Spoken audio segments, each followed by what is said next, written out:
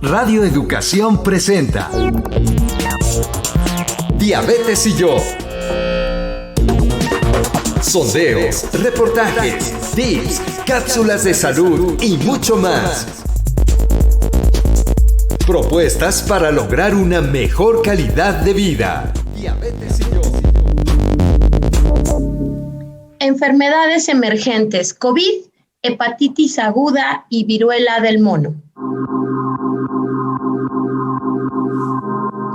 Muchas gracias por acompañarnos en una nueva emisión de Diabetes y yo, propuestas que puedan mejorar tu calidad de vida.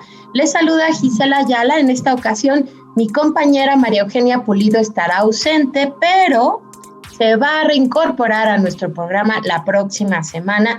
Y como usted ya escuchó, hoy vamos a hablar de temas de salud que están dominando los noticiarios. Y pues como siempre hay informaciones diversas, algunas contradictorias, y hoy invitamos a una especialista para que nos dé información científicamente probada y sobre todo recomendaciones para que más allá de preocuparnos podamos tomar decisiones congruentes, conscientes y que le ayuden a toda la familia. Pero como siempre, antes de empezar la entrevista con la especialista que invitamos, le queremos proponer que nos acompañe a escuchar una cápsula que hemos preparado para usted y que dará apertura a la charla de esta tarde.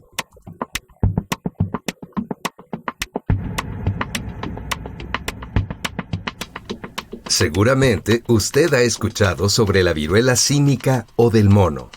A continuación le ofrecemos algunos datos interesantes extraídos de la página UNAM Global. De acuerdo con el doctor Mauricio Rodríguez, académico de la UNAM, este tipo de viruela se está presentando como un brote y no como una epidemia. Se trata de una enfermedad con una bajísima mortalidad. Aproximadamente 1 de cada 100 infectados tiene complicaciones. El doctor Rodríguez, profesor de la Facultad de Medicina de la UNAM, menciona que la humanidad ya había tenido encuentros con la viruela del mono. El último brote se registró en África en 2018 y tuvo pocos casos.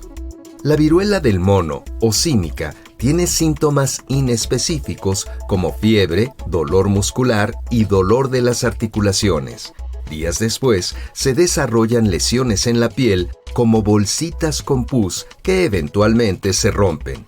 Estas lesiones evolucionan y se acompañan de la inflamación o crecimiento de ganglios. La viruela del mono se localiza principalmente en países de África Central y de África Occidental. Precisamente los primeros casos del brote actual se detectaron en personas con antecedentes de viaje a Nigeria o que tuvieron contacto con personas que estuvieron en ese país. Hasta el momento, se ha presentado en menos de 10 países fuera de África, entre los que destacan Estados Unidos, Canadá, España, Reino Unido, Portugal y Suecia. En este momento no hay tratamiento específico para esta enfermedad, pero, insistimos, es una enfermedad con una baja mortalidad. El virus de la viruela del mono es menos agresivo que el de la viruela humana, que antiguamente atacó ferozmente a poblaciones de todo el mundo. Esta cápsula fue elaborada con información de La Nota, Lo que debes saber sobre la viruela del mono, escrita por Fernando Guzmán y publicada en la página UNAM Global. Quédese con nosotros para escuchar la entrevista de esta tarde con la experta invitada.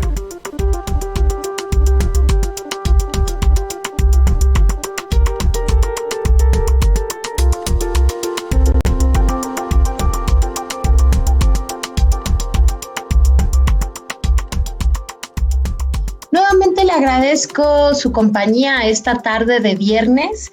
Ya sabe, siempre tiene una cita con nosotros y este programa puede escucharlo también en las redes sociales de Radio Educación, Facebook, Twitter, YouTube, Periscope. Puede escucharlo en vivo o después compartirlo, volver a sintonizarlo y como siempre agradeceremos muchísimo sus comentarios. Hoy vamos a hablar de enfermedades nuevas o de enfermedades que ya conocíamos y reaparecieron: COVID, se mantiene en la atención y queremos hablar de todo esto con una experta en el tema que nos ha ayudado desde hace 2 años.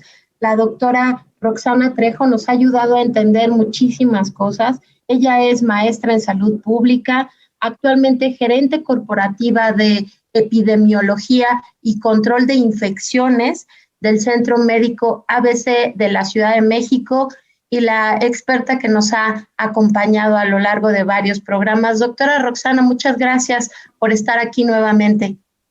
No, gracias a ti, Gisela, y a todo el equipo. Gracias. Pues entremos en materia, doctora. ¿Qué le parece si hablamos de COVID? Porque sabemos que hay una variante Omicron, se ha mantenido mucho tiempo y hemos empezado a leer sobre variantes de la variante Omicron. ¿De qué se trata esto? Cuéntenos, por favor. Pues sí, mira, fíjate que la variante Omicron más o menos se inició en el 2021, por ahí de noviembre. Un poquito antes empezó a haber ya casos, ¿no? Ya sabemos que el virus de SARS-CoV-2 pues muta rápido.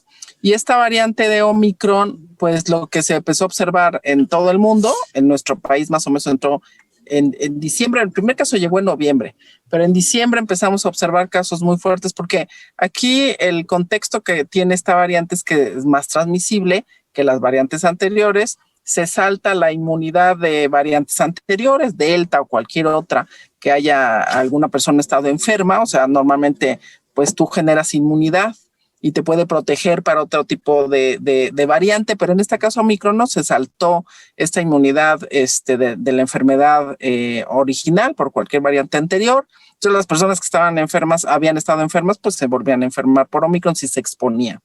Y también lo que se observó fue que la vacunación pues tampoco dio efectividad para protegerte de no enfermarte, sí para protegerte de no caer en gravedad con Omicron.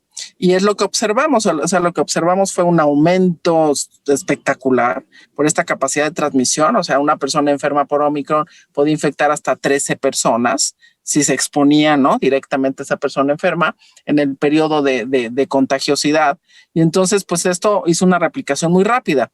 ¿Qué ocurrió? Pues un aumento bastante considerable y después una disminución y una caída porque empezaba a haber pocos susceptibles. O sea, los susceptibles son aquellos que, pues, que pueden enfermarse porque no han estado enfermos y porque se exponen, y entonces empiezan a bajar estos susceptibles y vemos la disminución de esta ola, ¿no? De esta ola que nos impactó fuerte en todo el mundo y más en México. Y estamos como en un periodo de estabilidad. Hemos empezado a observar algunos aumentos en casos, todavía no considerables, pero estamos como en un periodo de estabilidad. Aunque existen unos subtipos de la variante Omicron, no se observa que tengan esta capacidad como Omicron de saltarse una inmunidad por enfermedad. No se observa esto, entonces no ha dado un gran impacto. Omicron fue pues la grandísima. Ojalá se parezca un poco a la gripe española, que en su momento lo que ocurrió fue que en esta tercera ola de la gripe española hubo un aumento importante porque había una variante con un alto nivel de contagiosidad, pero con un impacto bajo en gravedad. Y entonces fue un pico muy alto y luego bajó y hubo un control de la gripe española en su momento, esta pandemia de la gripe española, porque no había vacunas ni nada, por supuesto. Pareciese que es esto, todavía no se quita el tema de que seguimos en pandemia. Esto lo hace la Organización Mundial de la Salud, porque sigue observando cómo se comporta el SARS-CoV-2, ¿no? Qué tanto está mutando, qué tanto puede existir alguna otra variante que nos pueda poner otra vez en vericueto, ¿no? Y en problemática, pero hasta el momento pues estamos con un periodo estable. Hay que seguir con las medidas, sí. No podemos bajarlas, Gisela. Hay continentes, hay ciertos países en Asia que están teniendo rebrotes importantes y como bien dices, todavía estamos en México en un periodo relativamente tranquilo, pero como has mencionado, lo interesante, lo importante es mantener las medidas, doctora. ¿Cuáles mantienes y cuáles debemos mantener en nuestra familia, movimientos en nuestras ciudades? ¿Qué recomiendas? Aunque sonemos como disco rayado, doctora. Pues sí, no, y además en miras de otras enfermedades, ¿no?, que están surgiendo. Una de ellas es, por supuesto, la higiene de manos. Esto no debe de dejar de ser. Esto ya nos enseñó las anteriores pandemias y bueno, nosotros que nos tocó influenza en su momento y ahora COVID, pues esta medida de hacer higiene de manos no debe disminuir. ¿Por qué? Porque evitamos contaminar superficies, evitamos dejar otros lugares contaminados y evitamos que nosotros podamos introducir estos microorganismos por alguna entrada como la boca, la nariz o los ojos, ¿no? La higiene de manos es básica.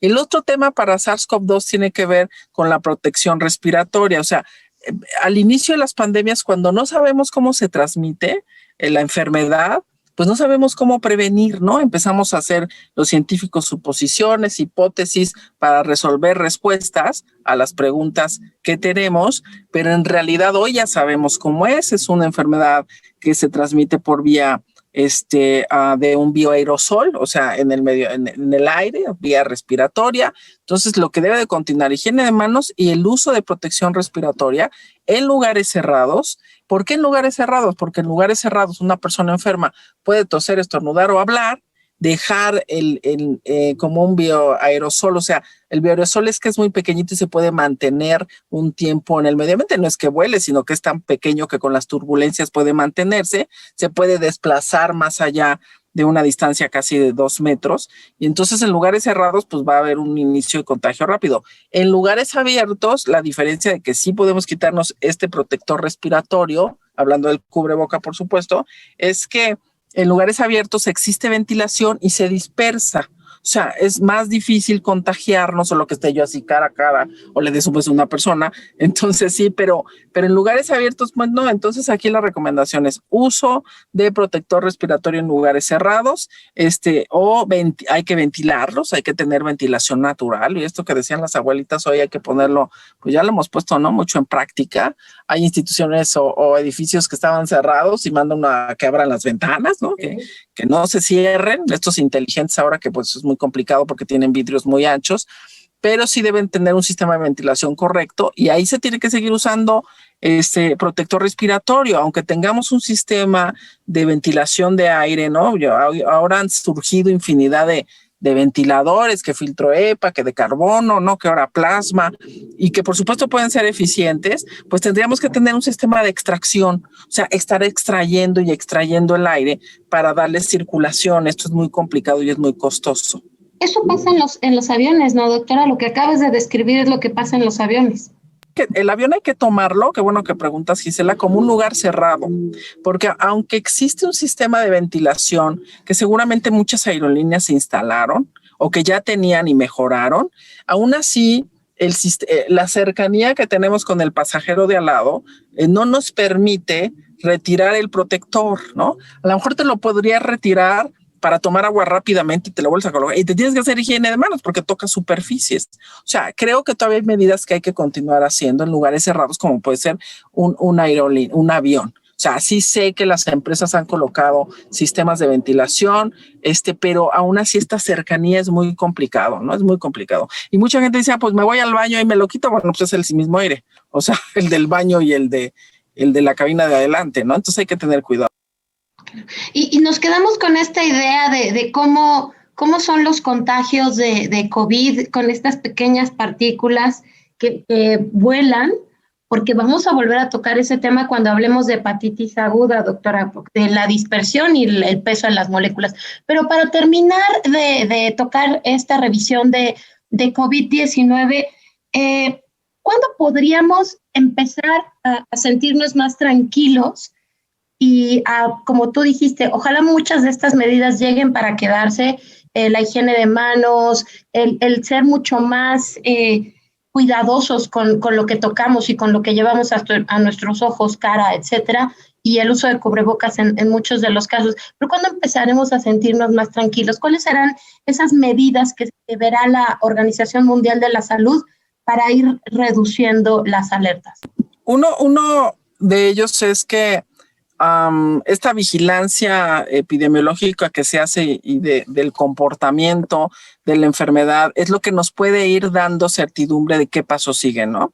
Esta vigilancia que se puede tener, como tú acabas de decir, hay países que tienen un aumento, hay otros países que no. Esta fluctuación, y no solamente la fluctuación de los casos, sino el cambio de la variante. Eso es lo que nos puede dar certidumbre. Si nosotros vemos estabilidad en la variante, que por supuesto el virus va a estar mutando, como muta el de influenza, pero sin un impacto tan fuerte en la virulencia y en la transmisibilidad, pues es el momento que nos puede dar mayor tranquilidad. Sí es un tema que hay que estar siguiendo. Hay que pensar que ya se quedó aquí.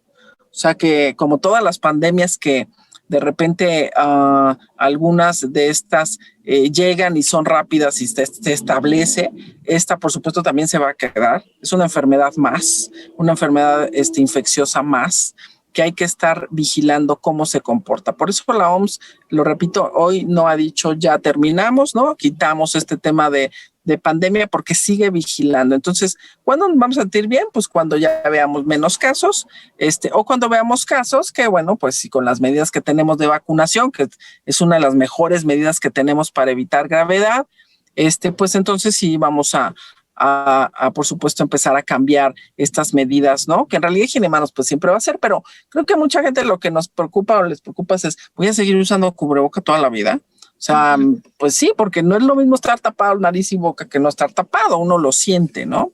Cuando te lo retiras. Entonces hay que esperar, Gisela, cómo se está comportando a través del tiempo y ver si esto es estacional y ya se queda como una infección estacional, que el periodo invernal puede aumentar con sus mutaciones, como es influenza. Por eso la influenza nos vacunamos cada año, porque hay mutaciones y entonces se hace una evaluación en relación a cuáles son estas cepas que mayor impacto pueden tener en gravedad y daño a la población, y por eso se hace todos estos análisis y proyecciones para que tú te apliques la vacuna pues antes del periodo invernal. Entonces esperaríamos ver si esta enfermedad se mantiene estacional, y por supuesto hoy ya tenemos vacunas, por supuesto se seguirán mejorando y adecuando dependiendo las variantes, ¿no?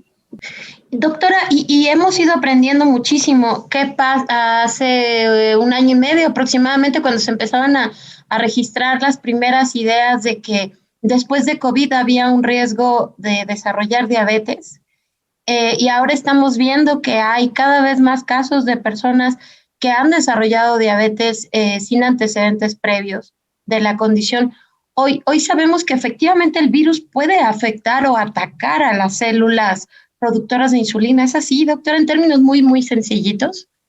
Pues sí se ha observado en el seguimiento de los pacientes que han tenido COVID, cuál ha sido el impacto a diferentes sistemas, ¿no? Y aparatos. ¿Cuál ha sido el impacto que se ha tenido? La verdad es que el virus nos ha demostrado su fuerza, ¿no? Que ha tenido para, pues no solamente para mejorar la alteración que puede tener el metabolismo, y también el tema de procesos inflamatorios que pueden mantenerse por un periodo y que después, por supuesto, pueden desencadenar algún tipo de padecimiento. Entonces, por eso creo que aquí hay que estar muy atentos en el tema de no solamente qué medidas de protección tengo que tener, sí hay que evitar enfermarse por estos efectos que puede tener SARS-CoV-2, pero lo principal creo que hay que estar sanos. Y este es un tema muy importante. O sea, hay que tratar de estar en la mejor condición, porque también se ha observado esto, los que están en la mejor condición, estos efectos que puede tener SARS-CoV-2 son totalmente mínimos, ¿no? O no existen. En las personas que tienen una condición física correcta, hacen ejercicio, se alimentan bien, etcétera, etcétera, ¿no? Infinidad, estilos de vida que yo creo que es lo que hay que cambiar. ¿Por qué? Para evitar este tipo de efectos en el cuerpo, ¿no? Alteraciones en los sistemas que después te pueden producir daños o enfermedades que pues se van a mantener ahí toda la vida. Correcto, doctora. ¿Y qué te parece que ahora pasamos a hablar de otro tema que está ocupando cada vez espacios más grandes en las noticias, que es esta hepatitis aguda que se presenta en niños y que ya tenemos casos en México? ¿Qué es, doctora? Pues es muy buena pregunta.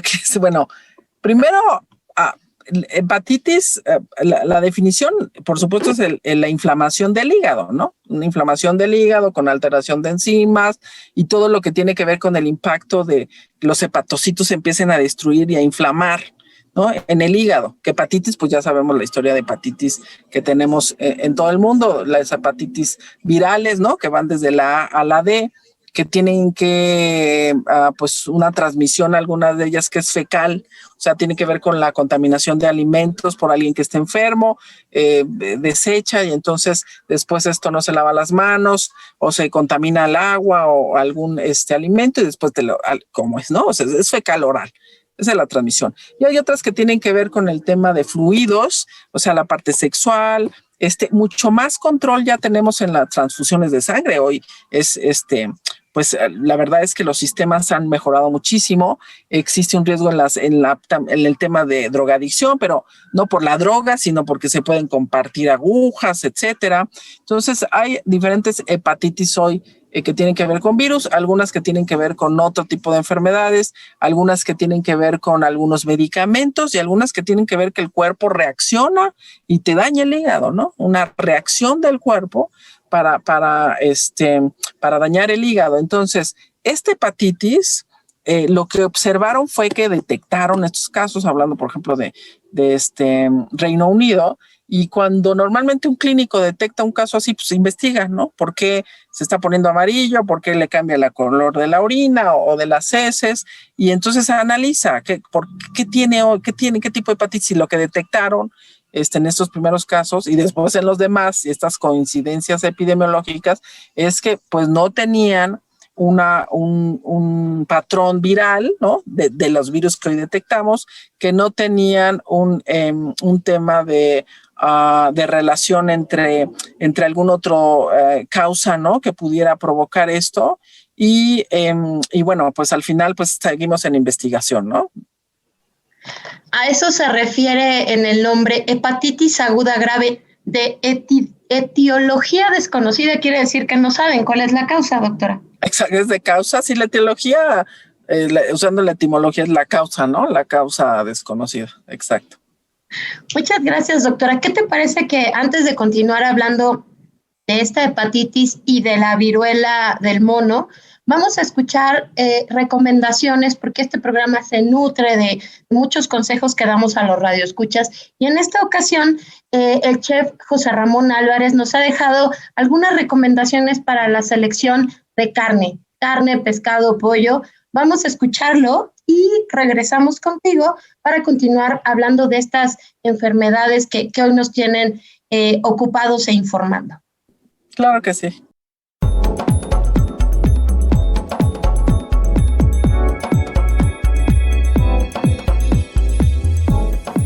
Hola, soy el chef José Ramón Álvarez, hoy en día interesado en la alimentación saludable, y hoy hay algo muy interesante, muy normal, que todos vamos a los supermercados y creemos que podemos comprar todas las cosas, pero a veces no nos fijamos tanto en cómo están las cosas. Entonces hoy les voy a explicar brevemente cómo podemos elegir el pescado, el pollo, las carnes, las legumbres, leguminosas, todos los alimentos. Bien, entonces cuando nosotros vamos al mercado pensamos que pues todo está fresco, todo está bien, y a veces no es tanto, a veces está muy refrigerado. ¿Y cómo darnos cuenta? Pues empezamos. Por ejemplo, empezamos con el pescado. El pescado, para escogerlo, tiene que tener, para empezar, una textura fuerte en el cuerpo, que no se hundan los dedos, que los ojos estén brillosos, y si podemos abrirle la galla, que esté la galla fresca, que esté roja. Si vemos que la galla de un pescado está, por ejemplo, ya color café, un tono más al café, ya no está bueno. Aunque tenga los ojos bien y eso, pero ya no está bueno, ya es muy refrigerado. La carne, por lo regular, cuando está muy refrigerada, ya no suelta ningún jugo. A veces no sé si hayan ido a algún supermercado o algo que tiene un poquito de sangre líquido. El paquetito de la carne que vamos a comprar quiere decir que está más fresca. Cuando ya no tiene nada, pues es que ya está más refrigerada. El pollo pues siempre tiene un color. Hoy en día muchas empresas del pollo han optado por ponerle hormonas. Entonces ese pollo y colorante, y ese pollo es muy amarillo. Pero si vamos al mercado a otros lugares nos damos cuenta que el pollo es un poco más blanco. La carne de pollo no es amarilla, es blancuzca. Y ahí nos damos cuenta, ¿no? Pero el hecho de que esté amarilla no quiere decir que no esté fresca, porque hay empresas que lo hacen y con calidad, pero hay que ver que esté entera, que no se abra la pechuga, por ejemplo, que no esté deshebrada, que esté bien, que esté firme también, la podemos tocar. Quiere decir que no ha sido congelada y está en un punto bueno. Por ejemplo, las carnes, hay carnes que son magras, que son reducidas, no reducidas, sino que tienen menos grasa. Por ejemplo, de las carnes, el filete la caña de filete es la que menos grasa tiene, que hoy en día se dice magro a lo que no tiene grasa. Podemos comprar filete, hay bisteces de centro de cara, de bola, de muchas partes de la res que son muy buenos y están sin grasa. Ahora, hay otra situación, por ejemplo, hoy en día le dicen marmoleo. El marmoleo es la grasa que tiene alrededor la carne o intramuscular. Si vemos en la pieza, si tiene grasa adentro, esa es una grasa intramuscular. Y el marmoleo es alrededor de la pieza. Claro, si nos ponemos a ver que la carne que tiene un poquito de marmoleo o que tiene grasa intramuscular, pues es la que más rico sabe.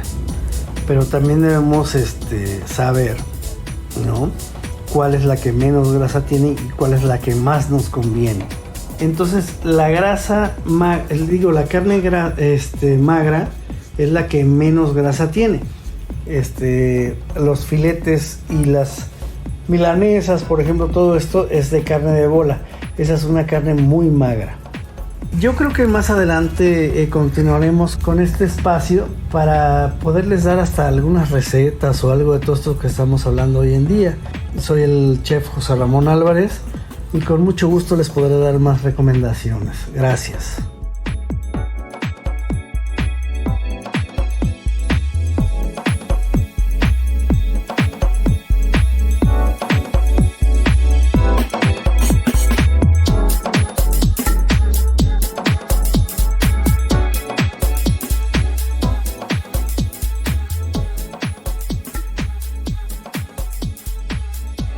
Seguimos esta tarde en Diabetes y Yo. Estamos hablando de ahora de hepatitis aguda y de viruela del mono con la infectóloga, con la doctora Roxana Trejo, experta que nos ha acompañado en varias ocasiones.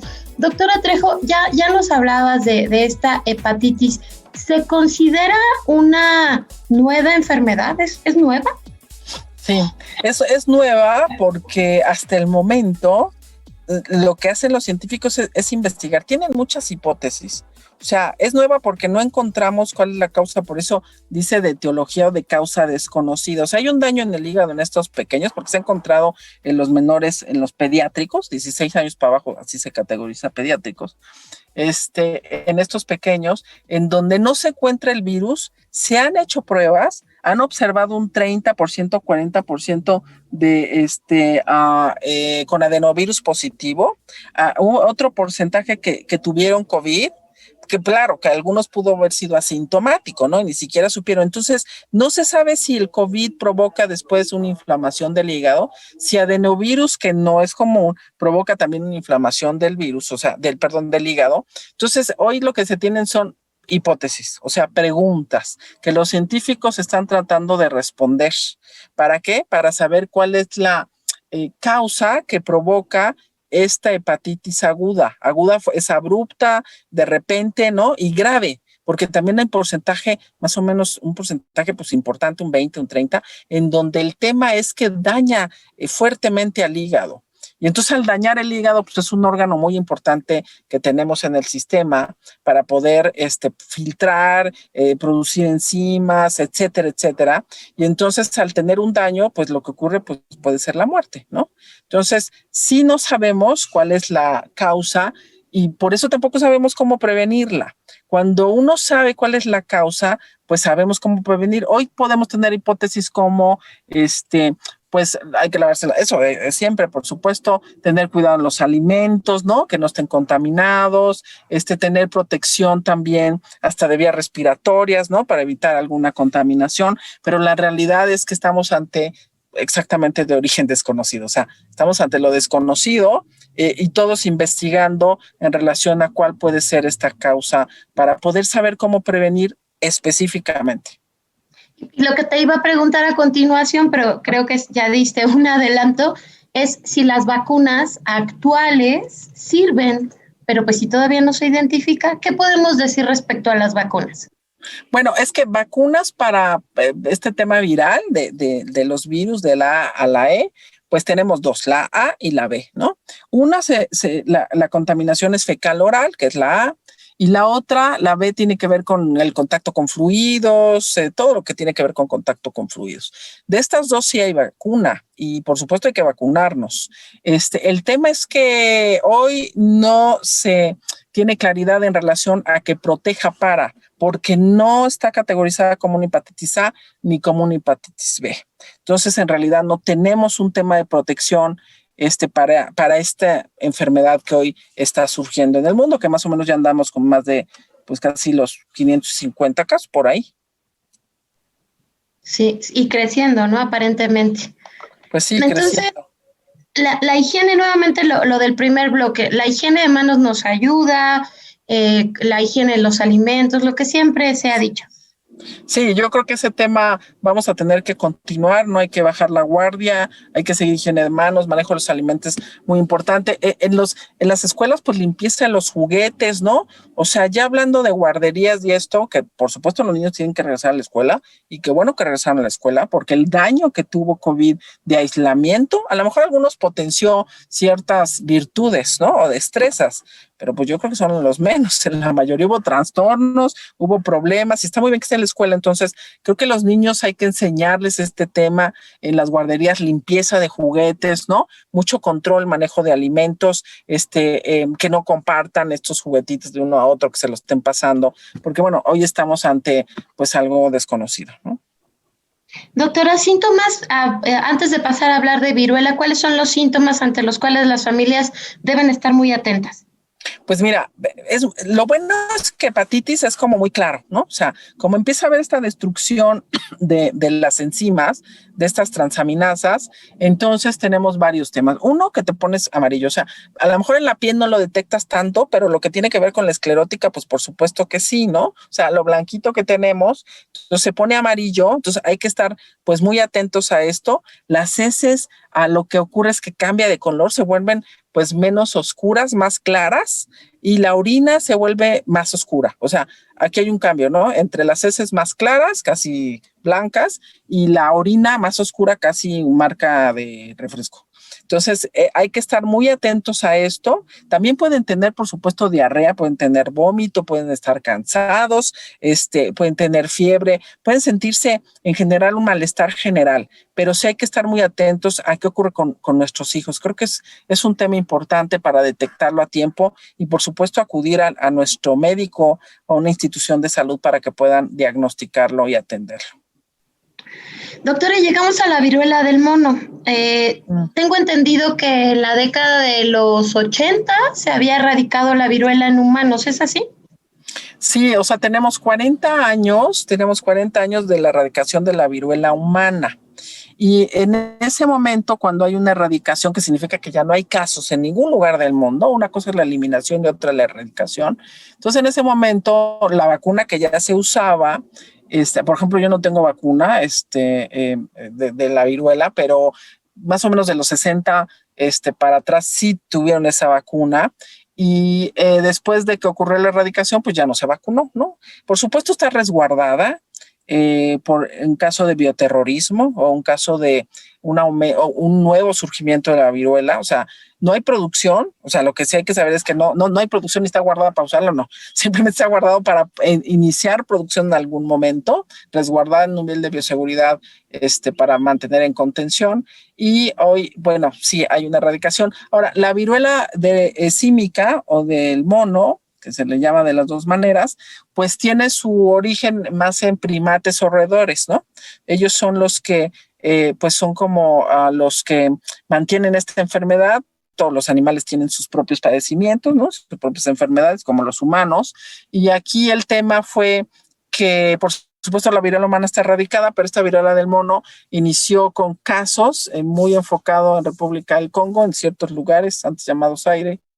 Ahí fue donde inició en los animales, y después el contacto cercano con ellos, muy estrecho con ellos, es como la segunda transmisión. O sea, el tema primario, del foco primario, son estos animales salvajes, muchos de ellos, silvestres, mejor dicho, unos salvajes silvestres, y después esa transmisión del contacto cercano con el humano o del consumo de carne, que en algunos lugares sucede, ¿no? Y sabemos, el mismo SARS-CoV-2, ¿no? Con estas hipótesis que se han tenido, de ese contacto con animales o el consumo de la carne. Entonces, creo que sí es un tema importante porque esa transmisión se inicia así. Ahora, los casos que hemos tenido a través del mundo, Europa, en América, ¿no? Que ya tenemos casos también, pues no ha sido contacto con el animal, y ahí ha sido contacto persona a persona, por algún fluido y por un contacto muy cercano. La transmisión no es tan fácil.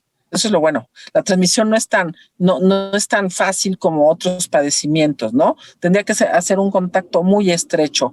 Y ahora, es mucho más leve que la viruela humana.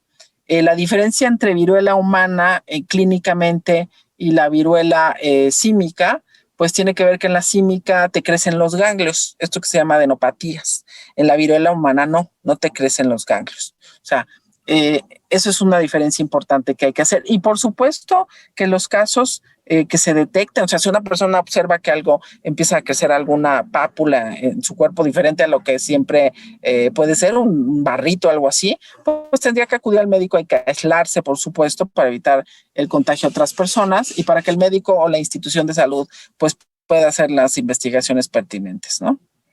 ¿Y hay otros síntomas, doctora? Fiebre, dolor de cabeza. Sí, hay fiebre, hay dolor de cabeza. Aquí hay un tema de que estas máculas o pápulas se inician en la cara, en esta zona, después se van a las palmas de las manos o de los pies, y después ya empieza a tener una distribución diferente, ¿no?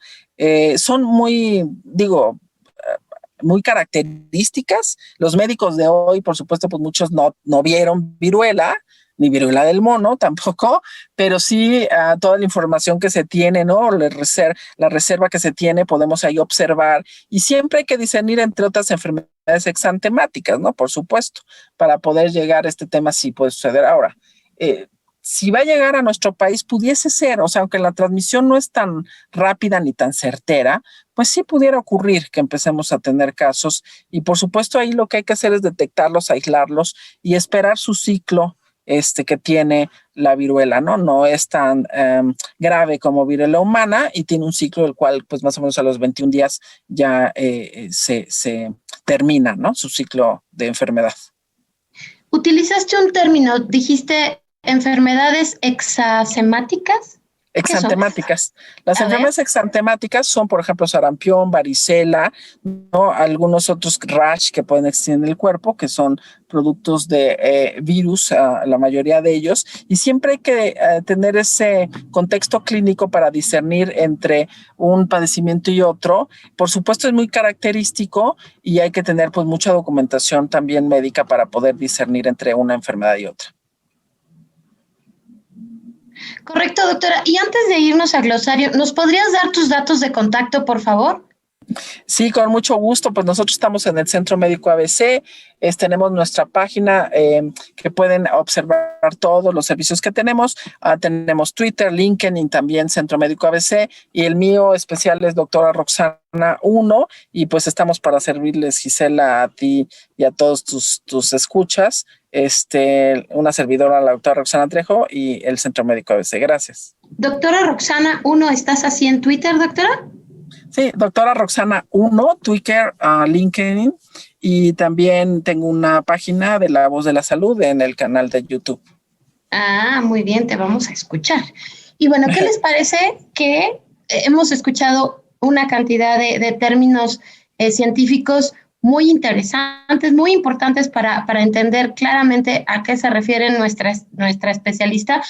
Aunque bien nos ha explicado cada uno de ellos, vamos a recordarlos y regresamos en un momento más para las conclusiones en la recta final del programa de este viernes.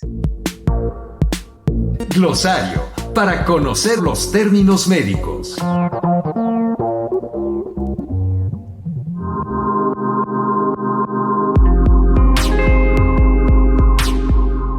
Variante. Una mutación que ocurre en el virus luego de un tiempo. Ómicron, variante de COVID que se propaga con mayor facilidad que las variantes anteriores. Consta de varios linajes y sublinajes. Actualmente los 3 linajes más comunes de la variante Ómicron son BA1, BA1.1 y BA2. Adenovirus. Grupo de virus que causan enfermedades respiratorias como resfriados, conjuntivitis o infección de los ojos o hasta neumonía en los niños.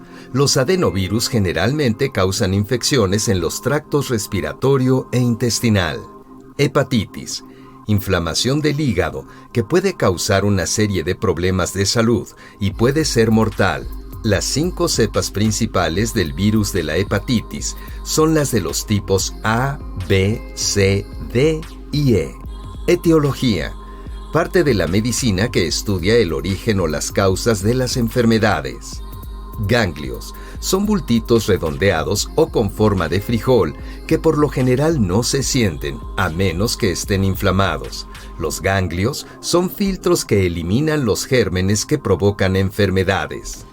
Pápulas, pequeñas protuberancias o bolitas de la piel que se resuelven espontáneamente y en la mayoría de los casos no dejan cicatriz.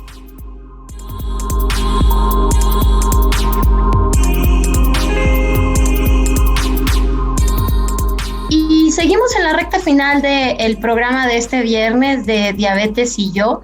Antes de continuar la interesantísima entrevista con la doctora Roxana Trejo, me voy a tomar unos minutos para hacerle un par de recomendaciones.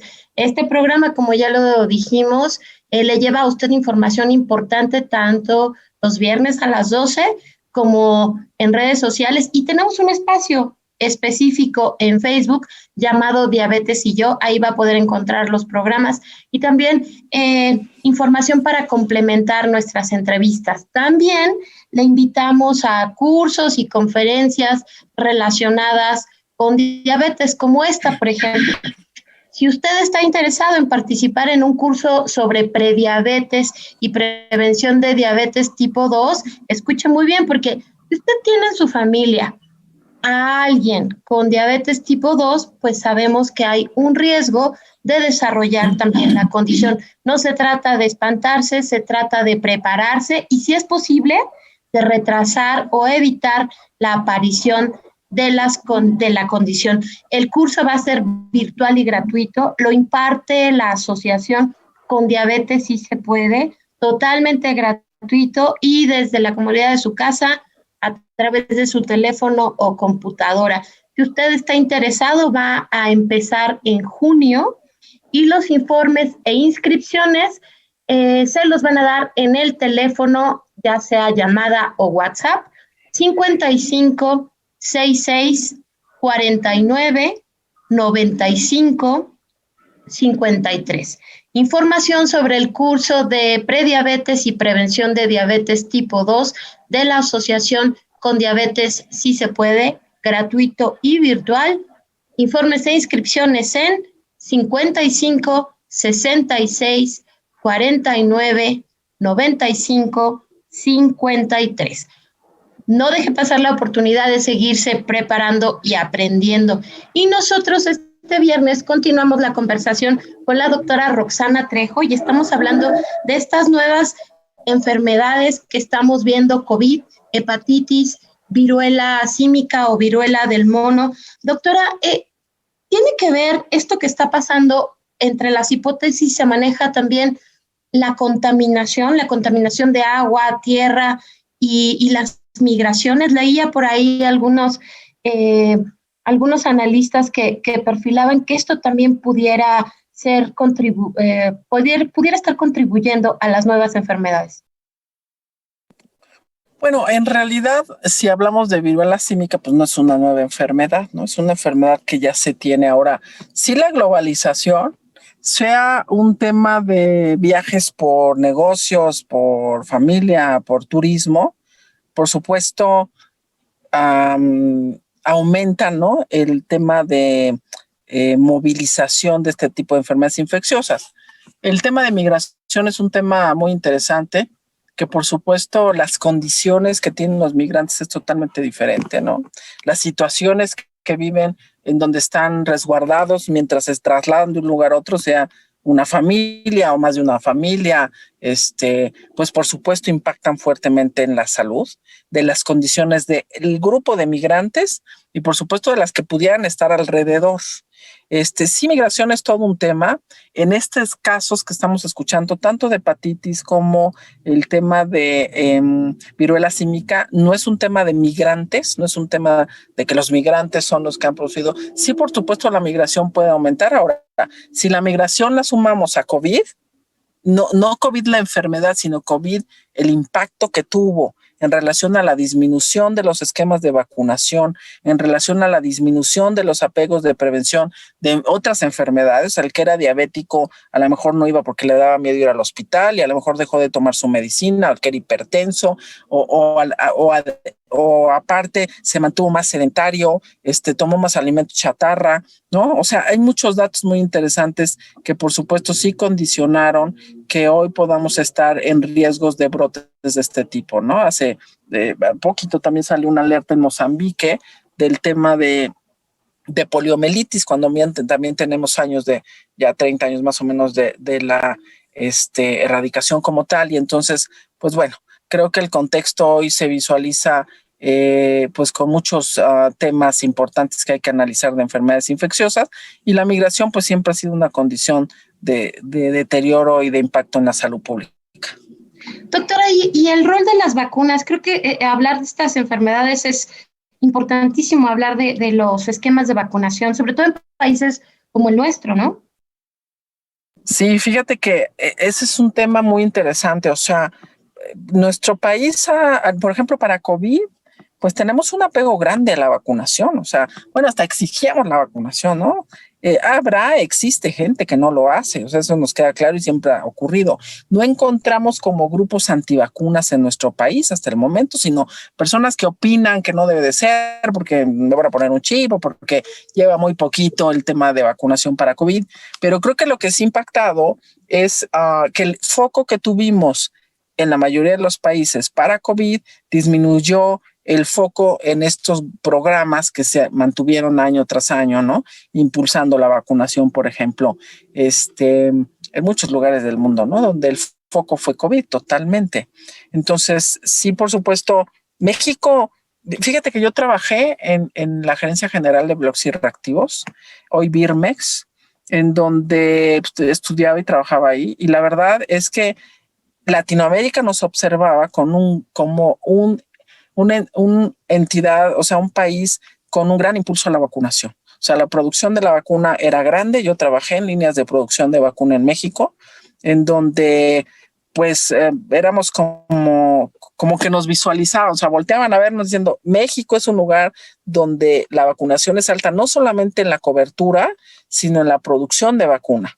Entonces yo creo que ahí hay un punto importante para México que ojalá en unos años se pueda retomar para ser ese país que impulsa la vacunación en su región. Doctora, ¿y se ha medido, sabemos hoy, justo estos 2 años de pandemia, y tenemos muy bien lo dijiste, un excelente apego, un elevado apego a la vacunación para COVID, pero eso repercutió en otras vacunas, en los esquemas tradicionales que también teníamos gran apego a ellas? ¿Sabemos hoy? Pues sí hay datos en relación a las coberturas, pues mucho por el tema de que es más complicado cuando la gente está aislada, ¿no? Es más complicado cuando la gente está retenida, es más complicado manejar un programa de salud en donde la gente no acude, ¿no? Sino tienes que ir puerta tras puerta, en donde las personas pues tampoco a lo mejor quieren ni salir ni abrir la puerta para vacunarse. Entonces, sí generó un gran impacto en relación a la disminución de apego de ciertas vacunas. Creo que lo importante fue que la reacción debe ser rápida, la reacción ha sido rápida, o sea, sí hubo un periodo importante en donde esto se dejó por la visualización hacia COVID, por el impacto de COVID, por supuesto, pero sí la reacción fue rápida y por supuesto retomar estos programas es lo que hace que un país pueda mantener pues controladas enfermedades que hoy están controladas, ¿no? Que a lo mejor no erradicadas, pero sí controladas en sus casos, ¿no? En su incidencia. Y a punto a lo mejor algunas de ser eliminadas. Entonces, sí, por supuesto, como muchos países impactó, pero creo que lo importante fue que se retomó rápidamente. Correcto. Y que es una gran herramienta como lo estamos viendo hoy con el COVID. Doctora Roxana, tus conclusiones ya para despedirnos en esta emisión.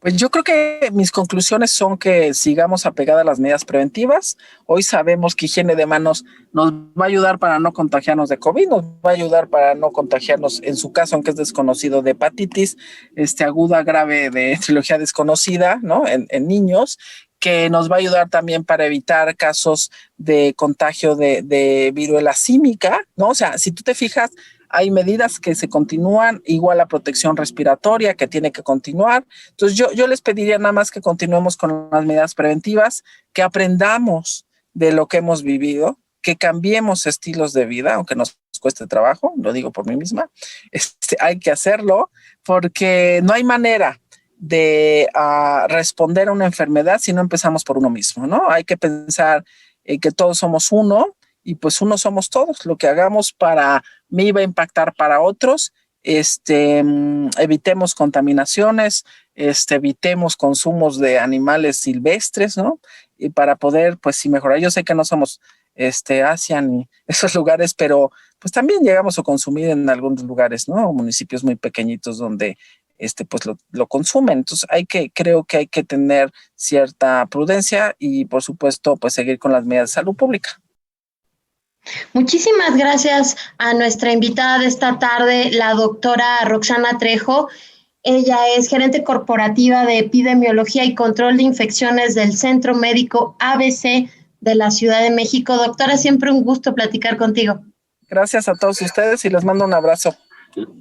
Muchísimas gracias a la doctora y por favor no lo olvide, si usted está interesado en tomar un curso virtual gratuito sobre prediabetes y prevención de diabetes tipo 2, comuníquese con la asociación Con Diabetes Si Se Puede al teléfono 5566 49 95 53. Teléfono 5566 49 95 53. También le repito mi nombre, soy Gisela Ayala y a nombre de todo este gran equipo del programa Diabetes y Yo, le agradezco su atención en esta emisión. Participamos en este programa Mario Ledesma, Oscar Guerra, Nacho Casas, Brisa Sánchez, Gisela Ayala y pronto tendremos a María Eugenia Pulido de regreso. Radio Educación presentó Diabetes y Yo. Sondeos, reportajes, tips, cápsulas de salud y mucho más. Propuestas para lograr una mejor calidad de vida. Diabetes y Yo.